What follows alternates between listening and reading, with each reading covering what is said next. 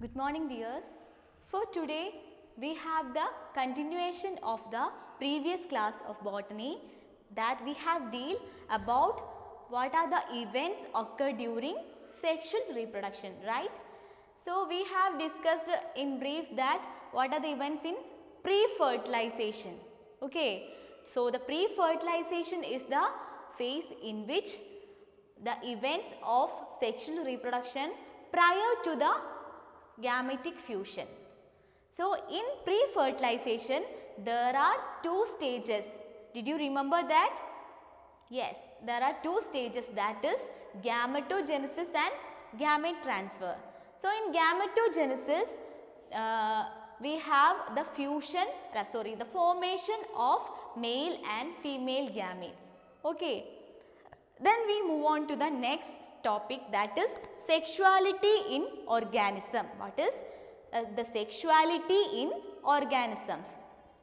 There are two types of sex, that is unisexual or bisexual, or we can say it dioecious or monoecious, or heterothallic or homothallic, and in the case of bisexual organism we can call it hermaphrodite only in the case of animal. You must remember that it is hermaphrodite, we can say only in the case of animals. So here is the two sex like unisexual or bisexual, dioecious, monoecious, heterothallic or homothallic. Now we are going to study about the examples in papaya, date palm and cockroach. These are the examples for unisexual organisms, and cucurbit, coconut, tapeworm, earthworm are examples of bisexual organism. There are lots of many other examples, okay, and these are all about unisexual and bisexual organisms. So in unisexual organism we have studied that there is either male or female sex organ, or either male or female reproductive structure can be seen. Okay, the two different organisms possess male or either female sex organ. And in the case of bisexual organism, both male and female reproductive structures will be on the same organism. Okay, so in the case of earthworm, the male and female sex organ is present in the same organism itself. And in your textbook there is picture showing that the sex organs in different organism. Earthworm is a bisexual organism, right? So the male or female sex organ in the same within the same organism. So we can see testis and ovary in the same organism. You must observe these pictures in your textbook, okay. So in the case of earthworm, both the sex organs in the same organism, but in cockroach it is a unisexual organism. So the male organism is different and the female organism is different. Both the sex organ is found in either male sex organ or female sex organ in different organism, okay. And in the case of Cara, it is a monoecious plant, and in the case of Marchantia, Marchantia is a dioecious plant, and a bisexual flower, that is sweet potato, is a bisexual flower, that is both the sex organs in the same flower. So these are the pictures of showing the sexuality in organism. And the gamete formed during the gametogenesis will be haploid in nature. Gamete will be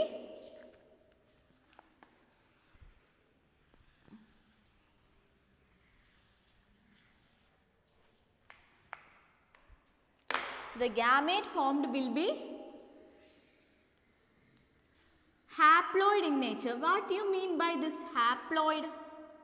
Haploid in nature, that is n number of chromosome is present in haploid. So it is formed by meiotic division. So the chromosome number is n and it is having haploid number of chromosome. But in the case of haploid organism or the case of haploid organism, it is formed, I said that the gamete is formed by meiotic division, but in the case of haploid organism, it will be formed through mitotic division. Okay. So, this gamete will be having haploid number of chromosome, and there is a picture in your textbook that is showing the chromosome number in meiocyte and chromosome number in gamete of different organism. So, by filling this, you must have to see the differences or the relationship between the chromosome number. So, you must have to done this to complete this table, and you can observe there is a relationship between these chromosome number. Okay, that we will discuss in our next class. So, then we moving on to the next stage of pre-fertilization event, that is gamete transfer.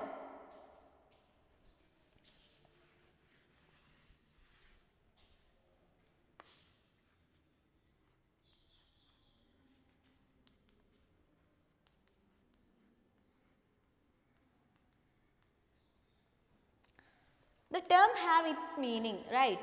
So, the gamete transfer, the gamete formed will be transferred to make them in contact with each other.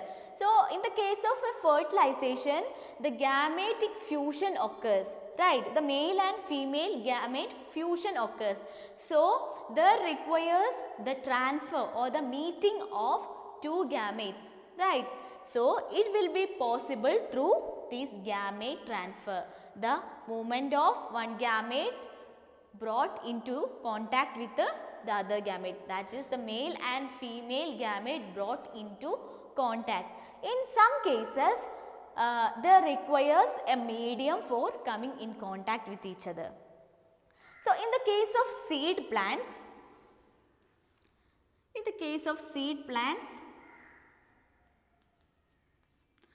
there is anthers, the reproductive structures called, the male reproductive part called anthers, and there is pollen grains in it. Okay, pollen grains are there.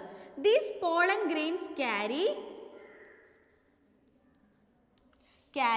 male gamete. This pollen grain will carry male gamete,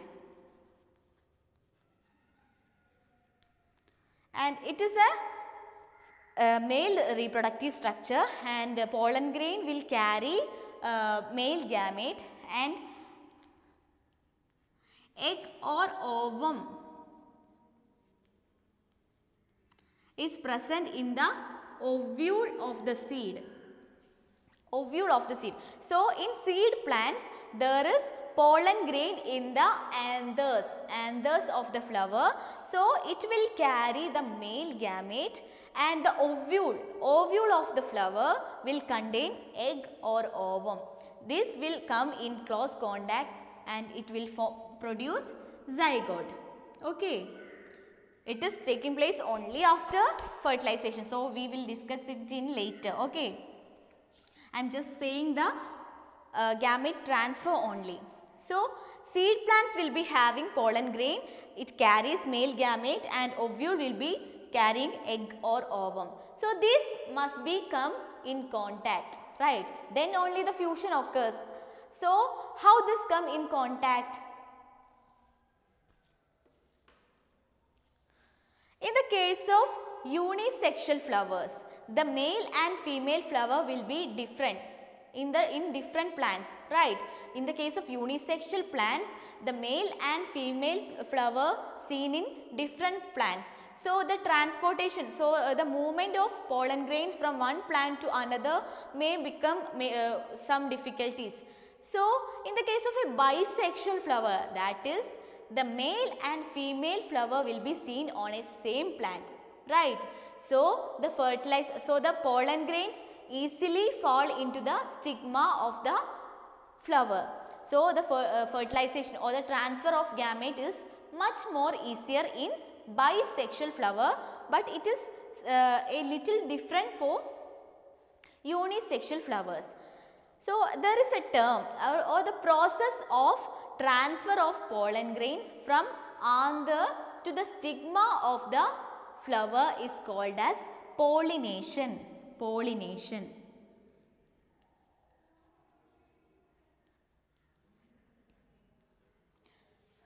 So, pollination is the transfer of pollen grains from the anthers to the stigma of the other flower or the same flower.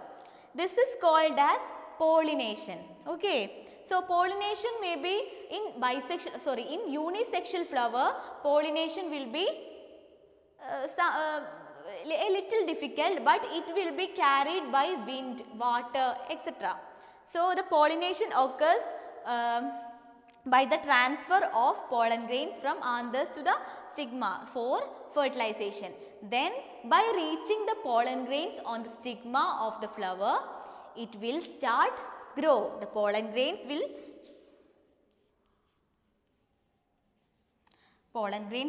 start to grow and it will reaches the ovule which carries egg. Okay. This is the process. When the pollen grains fall on the stigma of the flower, the pollen grains grows a tube. It grows a tube and this tube carries the male gamete.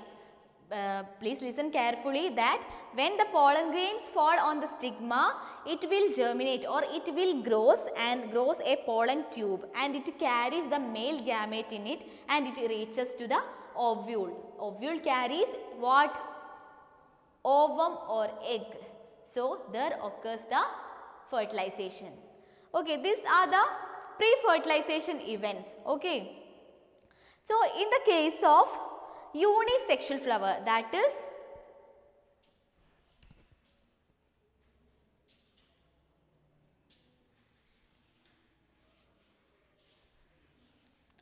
in the case of a unisexual flower,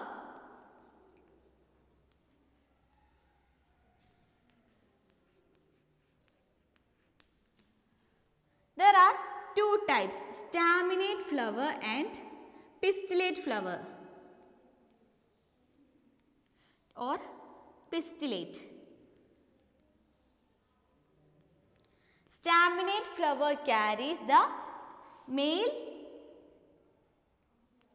reproductive structure and it is a male flower, and the pistillate flower carries the female reproductive structure and it is a female flower. So, there are in unisexual flower itself there are two different categories, that is staminate and pistillate. You must aware of these two terms, that is very important and you have to study it in detail for the coming classes. So, staminate flower is the flower having the male's reproductive structure, that is the male flower, and pistillate flower is the flower that carries female reproductive structure, that is the female flower is called as pistillate flower. Okay.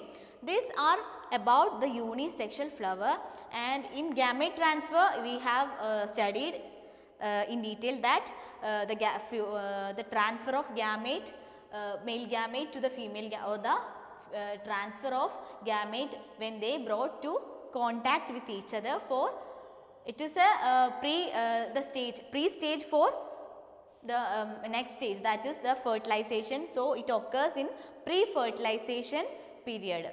Okay. These are all about the pre-fertilization, and in our next class we are going to study about the fertilization events.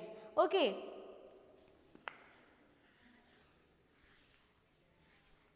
And you must read your textbook very clearly, then only you will understand the topic very clear. So, you must read, and if you have any doubt you can contact me.